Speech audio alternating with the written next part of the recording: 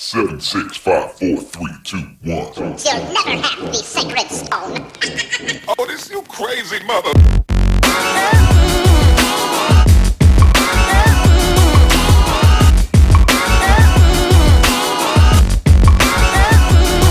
Welcome to the third episode of Amateur Hour.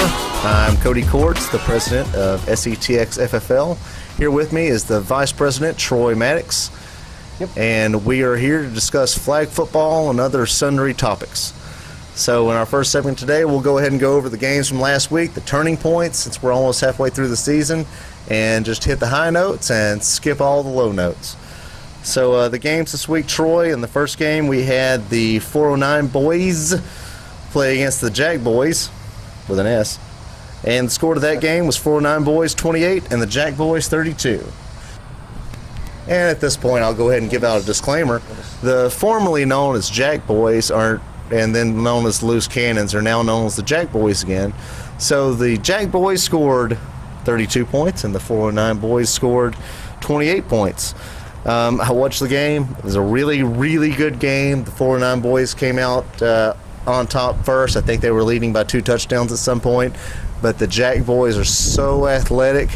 They came back in the second half and just started scoring, and the 409 boys couldn't stop them. So what do you think about that, Troy? Well, like at the first half was all 409 boys. They picked off that pass right at the end of the half and scored and went up 20-8 at half. And it looked like it was turning their way, and Jack boys just turned it on in the second half and just put everything on them and put it away pretty quick. So it just shows how athletic they are. But the 409 boys are so good. A loss like that shouldn't hurt them. They were in the game the whole time, so I think that's going to be a fun game to see in the future. But the Jack boys are so athletic, it's hard to beat them.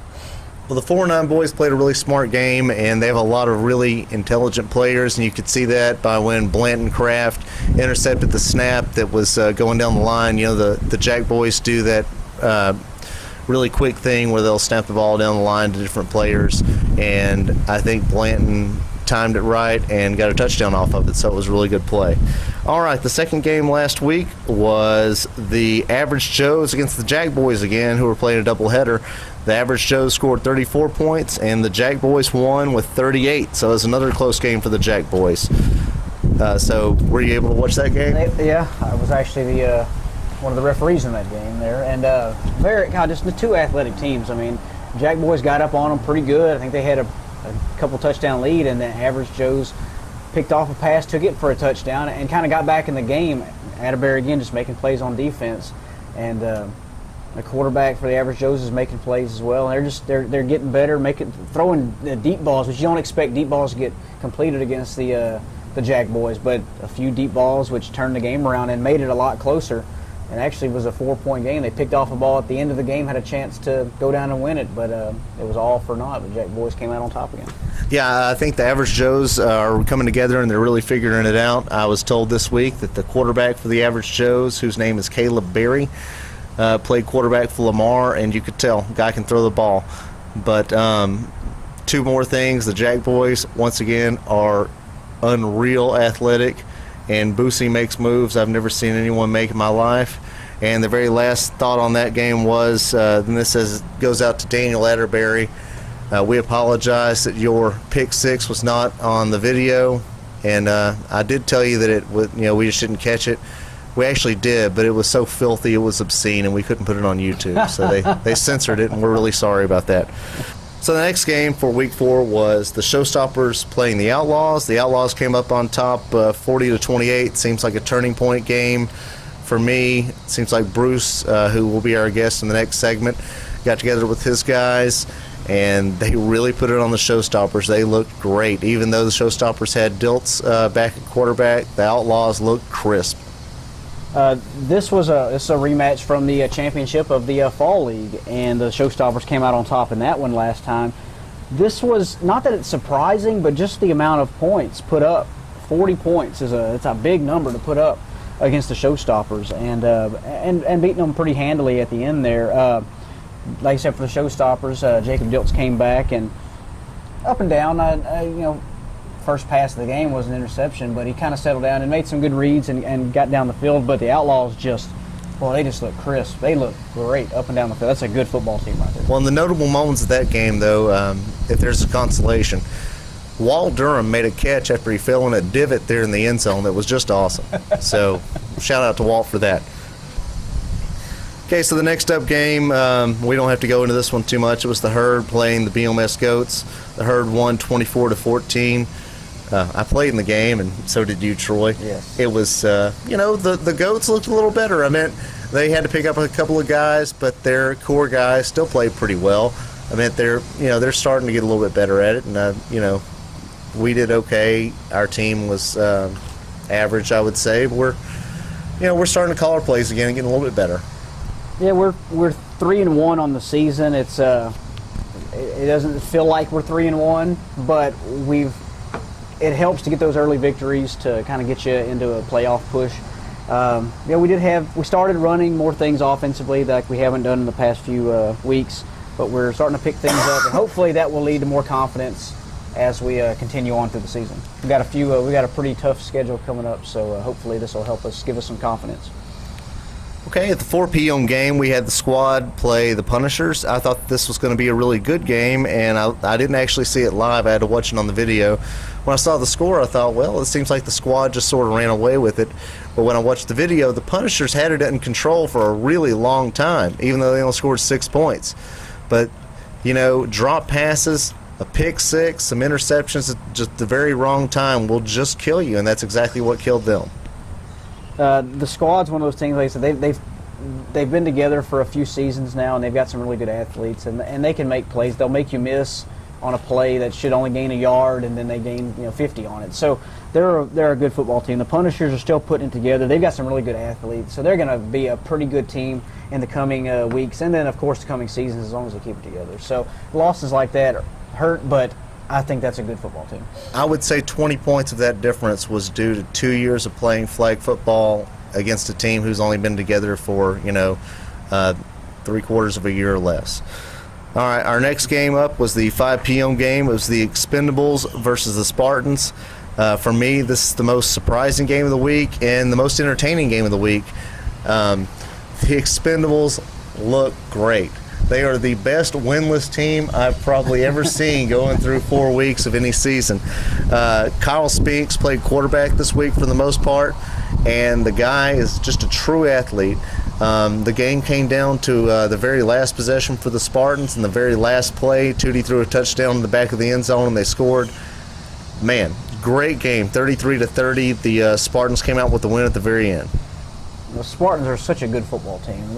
We saw it firsthand last week how fast they can get up on you, and they're fun to watch. They make plays. They're always going to be in every game. And seeing the score, that's just surprising that the Expendables had a shot to win it at the end there. They had the lead at the end. But like I've said several times, that the Expendables are one of those surprise teams to me that are just getting better every week. They just can't seem to find that win. It's so hard to show that perseverance. But you're in every game. But I just hope they get something going and get some wins on them. I'll go ahead and go out on a limb here and say that the Expendables won't lose another game the rest of the year. Their schedule is, I would say, about medium. They play the Showstoppers in one of their games, but man, I think they have a shot to go out and win the rest of the 6 last games they play. I think they'll win every single one of them. So, all right, that brings us to the next game on the schedule, which was the Diamondbacks and the Goats. The Diamondbacks won that game pretty easily, 36-0. Seems like they're kind of coming together and figuring it out, so I don't really know what else to say about that game. Yeah, just the Diamondbacks are finally got a win under their belt. They're going to be a good football team. Just keep playing. It's going to be fun for them. So the final game of the day, to me, was another surprising game. It was the Beaumont Stars playing the Blue Devils. Judging by the score, it was 20-33. The Blue Devils came out on top. That'll be our second game of the week this week. So, the Stars are still winless. It seems like the switching of quarterbacks every single, season is hurting them. I think they need the same guys to show up every week. I think that would also help. But, man, the Blue Devils look great. They had a substitute quarterback this week. They still put up 33 points. So, obviously, they have a lot of really good athletes. The Blue Devils are one of those undefeated teams that's just going to be tough to beat when it comes playoff time. And I hate to go up against them. And the Beaumont Stars, just surprising, they haven't got a win yet, but they've had a pretty tough schedule, and I think once they do get everybody there, and they can make plays, they score points, they put up a bunch of points every game. So if they can just get it all put together, they're going to be all right as well. Well, I totally agree. And so that is all the games for this week. If you'll stay tuned for our next segment, we have Bruce Reyes from the Outlaws coming on the show. He'll tell us all about the Outlaws, the In-Laws, and the Crooks and Straights. All out making it shake. Yeah. So, all right, any closing words for this segment, Troy? No, it was a good week. I thought we had a fun time, and Week 5 looks to be just as good and competitive. All right, Bruce Reyes is next. Thanks for listening. We appreciate it. Me say, son, what'll it be? I want a shot of that redhead yonder looking at me. The dance floor's hopping and it's hotter than the 4th of July. I see outlaws and laws, crooks and straights, all out making it shake, doing the boot scooch boogie. All right, we're here with Amateur Hour with our guest segment this week is Bruce Reyes. He's the quarterback and team captain for the Outlaws. So, Bruce, why don't you go ahead and tell us how you got your team together and how you think y'all are doing this year? Well, it's kind of funny how we put the team together. It was me, Sean Square, Randolph, and Roydrick Jackson. We were in a little group message, and we said, let's make a team, and we just started throwing people out there, and we tried them out during practice, and we just picked the ones we like. So that's how that happened. Okay. So, you said Sean Square and Roydrick. Where does Sean Lewis fit into all this? Sean Lewis, we actually ran into him at Buffalo Wild Wings the day we officially made the team, and that's when we realized we actually needed another defensive back. So we were like, hey, you want to play? And he's been playing in the Beaumont League on and off, so we knew he had somewhat experience in flag. So he said he would play with us. But right now he's currently doing the Golden Triangle Seminoles, so he's taking the spring season off, and he'll be back with us in the fall. Bruce, you started out, when you came into the league, you started with the BMT Stars, your quarterback for them, and you kind of turned them around. They were just kind of, they were trying to figure the game out, and they weren't very great. The next season, you came out and you turned that team around. They became a really good football team. Now you're with the Outlaws, who were the Hitmen originally in the first couple seasons, and you've turned them around as well. And y'all played in the championship last season, had a chance to win the championship. So tell me about how tough it is to be a quarterback and what a quarterback means to a team. I mean, I've tried to play some quarterback. It's not easy. Tell me about what it takes to be a quarterback and to make a team better just by being able to make plays on the field. Well, sometimes you have to not listen to what everyone's telling you. That's because everybody always has some sort of say-so, and we should do this, and we should do this. But, the final decision lies in the quarterback's hands anyway, so they can't control where I throw the ball. But I do listen to everyone's suggestions on defensive schemes and what's open on offense. I mean, of course I'm going to listen to the players because I can't see everything. Yeah. But it's mainly blocking out all the distractions and trying to keep the team together. I guess you can say I'm the voice of reason, because if I wasn't there, I think everybody on my team would be acting crazy. Exactly, yeah. I know whenever I've tried to play, you want to try to play quarterback. You want to try to get everybody the ball, get everybody involved, to make everybody, because you're out here to have fun. Everybody wants to play and get the ball. But there are times where I've got to get a first down. I know I've got to get it to this guy. And even if somebody ever says this play's wide open, I know that I've got a spot here, a soft spot in the defense that I can hit. So you want to be, like I said, you want to be a team player, but at that certain points of the game, you've got to get the ball to certain people, and you know where to go with the ball. You know your guys, so that's the spot where you need to get everybody the ball. Yeah, it's fun when you practice enough or play enough with someone. You know what they're capable of, and you know who can make someone not pull a flag and have the real swift hips, and the person that can beat the corner, beat the safety, and you can kind of we have a lot of athletes, so you can somewhat pick your poison with each one of them, and it's funny, but the guys always yell at me I need to run more, but I hate running the ball. I'd rather throw the ball to everybody except for me run. But you'll see me every now and then. I'll run once or twice a game, and that'll be it for me. Yeah. All right. All right, Bruce. So every year it seems like when you have a good team going and you have a lot of good athletes, that there's that moment where everybody clicks. And I felt like for you guys, it was last week against the Showstoppers. Y'all did really well. I think you scored 40, right? Yeah, it was 40. Yeah, y'all scored 40. You beat a really good team. So is that what you feel like? Do you feel like you guys are clicking and rolling now? Do you feel like that was the turning point this year, and that y'all are that from now on it's going to be smooth sailing, or you think you still have some more stuff to work out? Well, I still think we have a little bit more work to do. There's always room for somewhat of improvement, but I think there's always that one game that changes everyone's mindset, and that game was when we played the Loose Cannons and we got murdered. And that's the same thing that happened with us last year when the 409 boys kind of handed us a real big L also, and we went to win like 5 or 6 straight after that. So it only takes one game to change everybody's mindset. So I think that one game helped us with the Showstopper game this past week. What I like about your team is that y'all bought into the whole league when you came in. You've got guys that have fun out there. I can tell y'all like each other. Cam and Sean Square, Landry, all those guys, y'all all have fun out there. And I love watching y'all play because y'all just seem to know what to do, know where everybody's going to be, and have a good time. And that's what makes it seem like y'all can get better every week, is that you know each other. You're not trying to figure out who's this guy. You know where everybody's going to be. And that's the best thing about having a team like that, is knowing where you've got this guy here, this guy here, this guy's going to make a play. I know he can catch. I know he can make a play. And you'll have fun with it, too. There's hardly any arguing that I see. So what do you think about that as being a team in this? Is that more just as important as having good athletes, as being a good cohesive team? Yeah, I think it's being more of a team than the good athletes part. I mean, you just have to have the right people in the right places. I mean, it could be a non-athletic guy, but if he's playing linebacker and he can pull every flag, he's going to be still playing. That's right. Because he's stopping the ball from, getting in the end zone.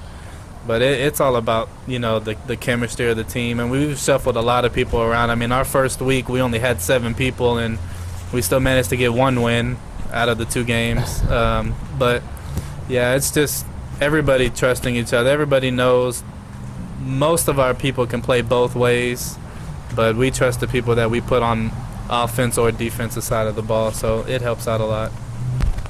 All right, Bruce, give me your most underrated player. The most underrated player. Well,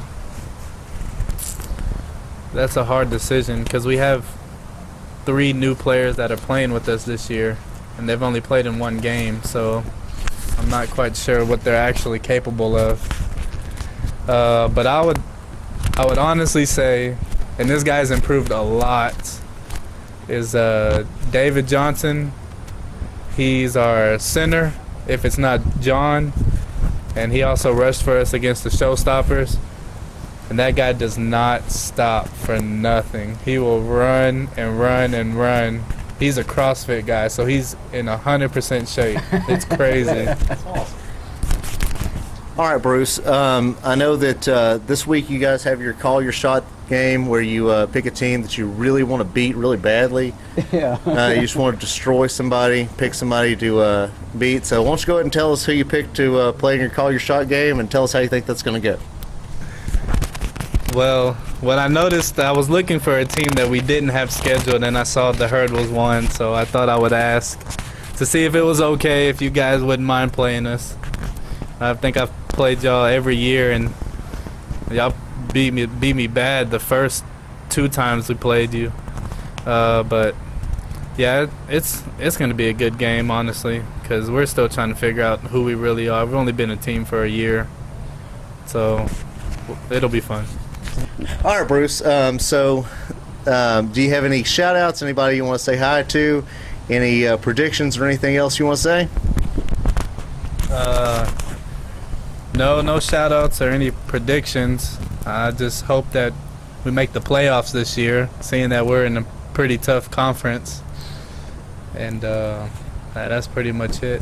look forward to the playoffs if we're there. Awesome. Okay, well, I have two last questions that are awful.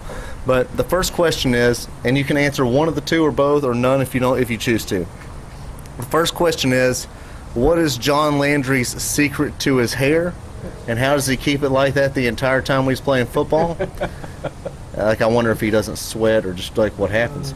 The second question is Sean Lewis not the best dressed person that's ever played a sport? I'm gonna answer both because I know the answer to both of those questions. So I've asked John myself what he does to his hair, and he said he does nothing.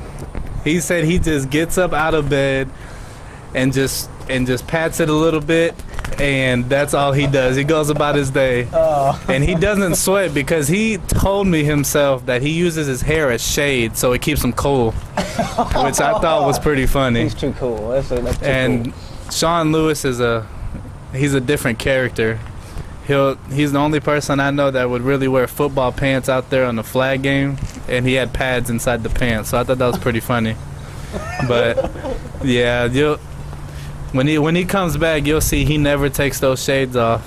You can hit him in the face, and the shades will forever stay on his face, no matter how hard you try to get them off. And everyone can agree to that knows Sean Lewis. So.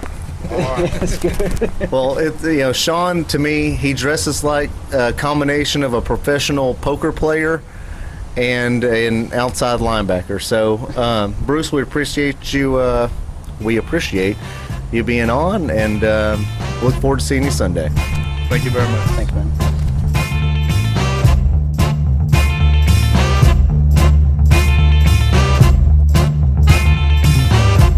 Now there was a time when you loved me so I couldn't go wrong. Now you need to know.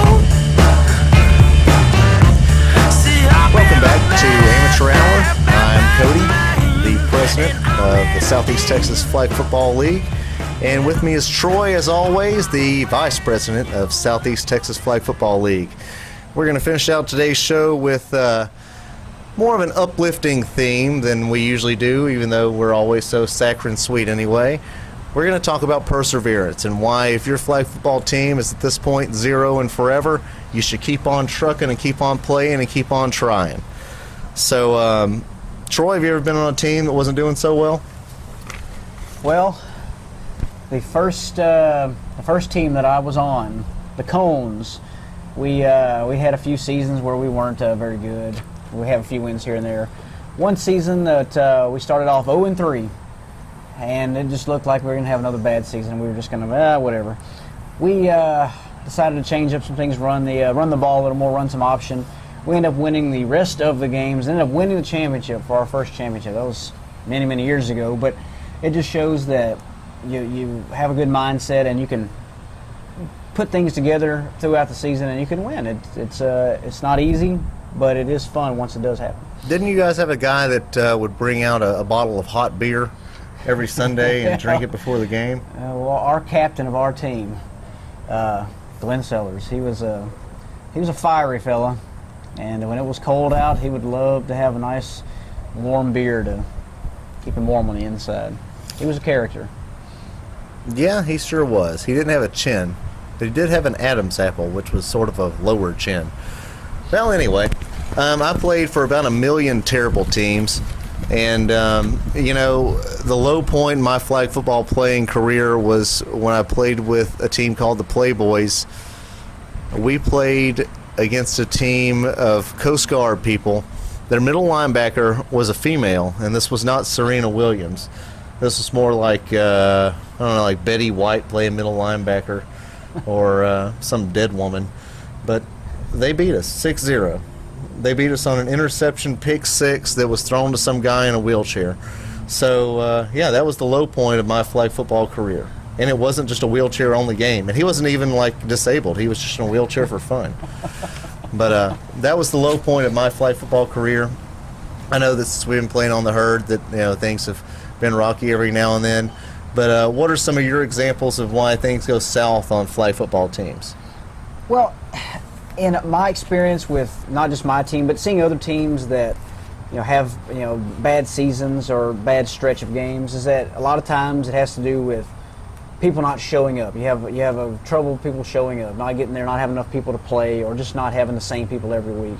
Also, some attitude. Sometimes you get a bad attitude. Somebody wants the ball all the time, doesn't get it. He causes problems between everybody. The quarterback tries to get him the ball a bunch, or things just don't work out right. So you see those type of things that cause bad winning streak or losing streaks. You get into a funk and not wanting to get out there, and it starts being not fun. When you lose all the time, you start coming out and it just doesn't seem as fun when you get out there. Yeah, and aren't bad teammates just the worst? I mean, I know that it just takes like one or two really bad teammates to make the entire experience miserable. If someone's going to saw your leg off, that might only last a few minutes and it's miserable. But hacking off a cancerous flag football teammate can take years, and it's more painful. So, it's always awful. It's always like your best friend or, somebody else's best friend. It's like, well, he's really a good guy, except when he plays flag football, he turns into a raging idiot. Well, maybe not. But those guys tear up teams more than I think almost anything else, other than just the indifferent people who just don't show up. Yeah. And I can say from my own experience that I rub people the wrong way from time to time, and because I feel like I'm ultra competitive and I want to win every time so much that I do get underneath my teammates' skin from time to time. So, well, it's actually, to me, the combination of lack of dedication and bad attitude. If you're a really dedicated person, you're always there and you're always trying hard and giving effort, it's one thing to be crabby. But if you're some guy that, never shows up and then wants to show up and run the whole show, well, you can just go right to hell. Which one did I fall under? Well, you fall under the first example, okay. But you can also go right to hell. Okay, so, I was on the internet today looking up examples of perseverance because I wanted to talk about that in this segment of our show. And every example of perseverance had something to do with some momentary example, like Muhammad Ali fought 10 rounds with a broken jaw, Kerry Strug did some sort of flip with a broken ankle, Ronnie Lott cut off a finger to play football. Now, it was on his left hand, and it was his pinky finger, so let's not get crazy. But and Dale Earnhardt Sr. won a race after he died. Well, those are all great and fine examples of perseverance. And I appreciate Zombie Dale Earnhardt winning a race. It was a shame they had to, put him down after that. It was really weird. One of the weirdest races I've ever seen. I sure do hate that happened. He was only motivated to eat other people's brains, too. That was the strangest thing. They gave him the milk or whatever they do in races, and he just wanted to eat brains. Well, anyway, back to what I was talking about. None of those things, none of the broken jaws or broken ankles or cutting off of fingers or death is nearly as challenging as years of flag football failure and turmoil. Because at least those people get paid at the end of the day, and at the end of the day, flag football people pay to play, and most of them are aloof, and most of them have lives and wives and, like grass to cut or some sort of thing, which takes up time. So that to me is mind-numbingly difficult, just to keep a group of 8 or 10 or 12 guys together for more than a year or two. I mean, you see with our team, like how many years do we keep the exact same people together? Well, we do have a core group of about 4 to 6 people that have always been there for as long as the herd has been there. And then we've had another group of people that have been there for about 5 years together, of about 4 or 5 others. But there's always those revolving doors of people that have come and gone and come and gone. And that's always, to me, is the hardest part, is how many questions do you get asked? Is this person going to be there today? Is this person going to be there today? Who's going to be there? So it's always those last, 9, 10, 12 guy on the roster that you don't know if they're going to be there half the time. But I think we've had a pretty steady balance of people, but there's always those people that can be difference makers that you don't know if they're going to be there or not. Well, another thing I think that tears flag football teams apart are their players not paying. And like I said, I was doing research today. It's a very professional radio show and trying to be real great with everything I do here. And according, this is mostly satirical. In fact, it's all is.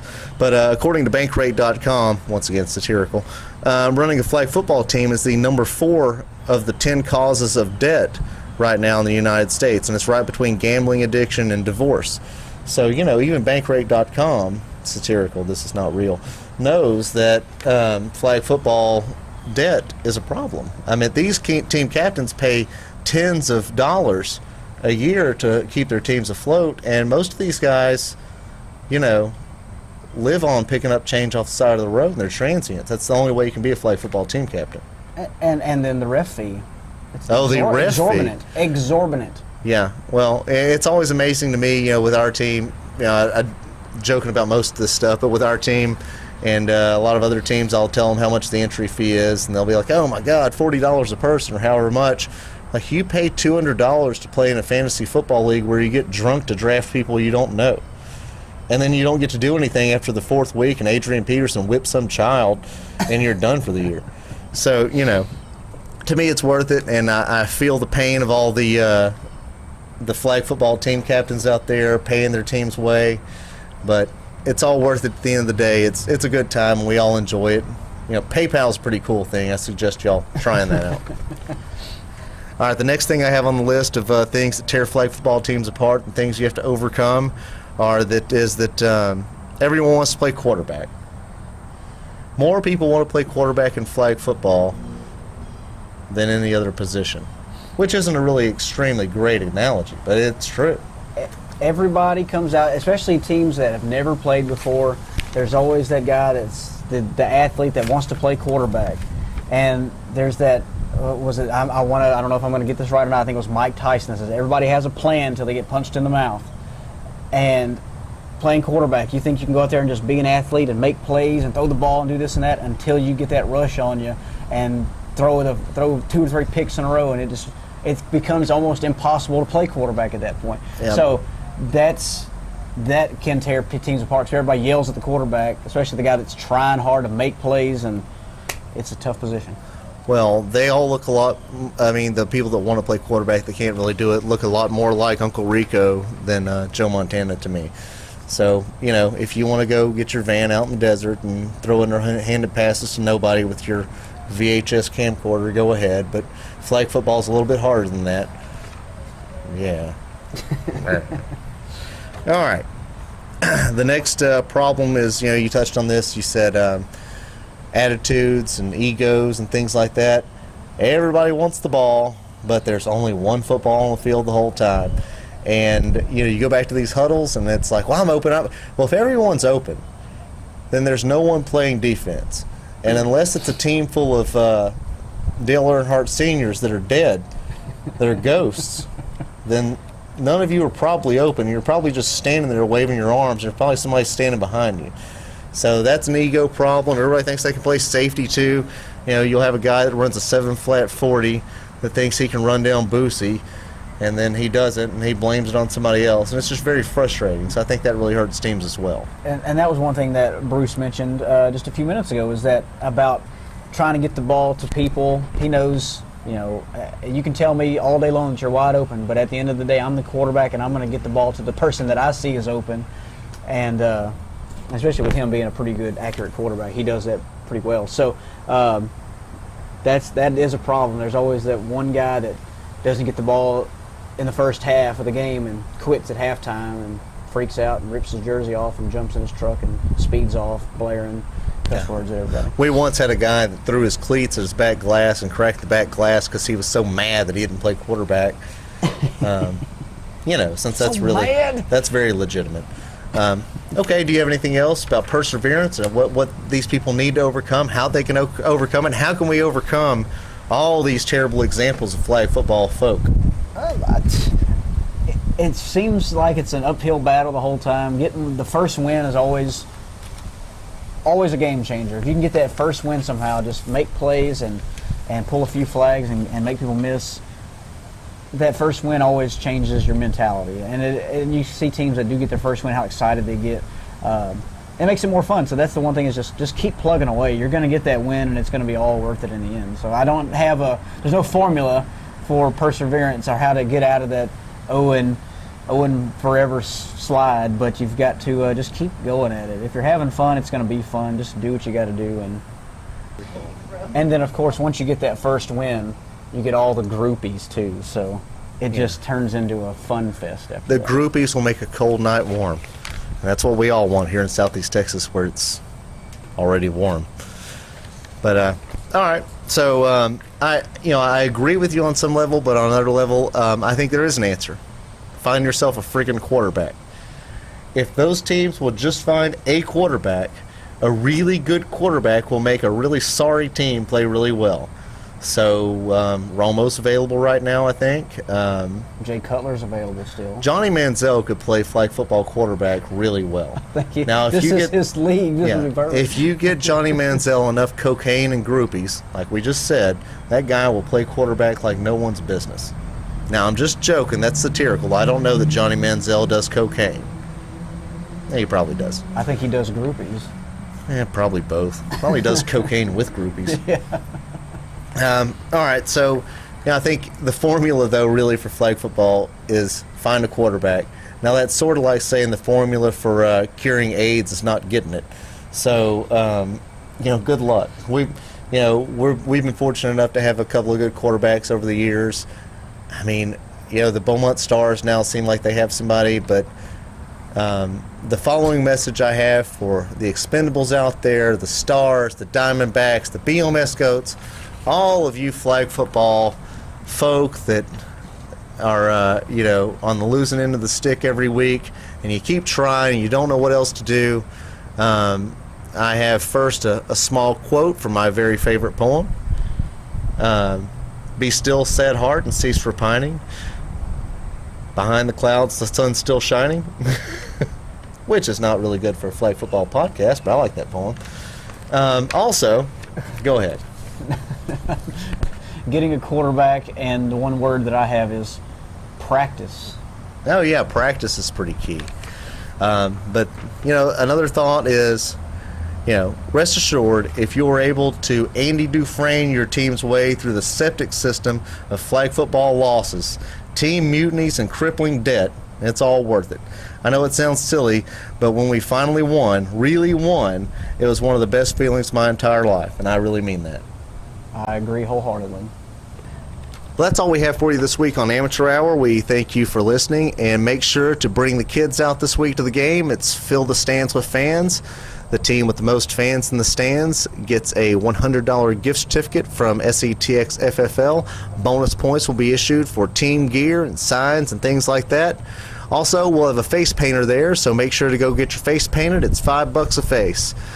If you want to be a guest on Amateur Hour, you can send us a message on Facebook, shoot us a tweet on Twitter, or any other way of communication we are able. Talk to us in person, do whatever you want to do. So we look forward to seeing you next week. Anything else, Troy? Good luck. Good night and good luck. I'm sick as a cat.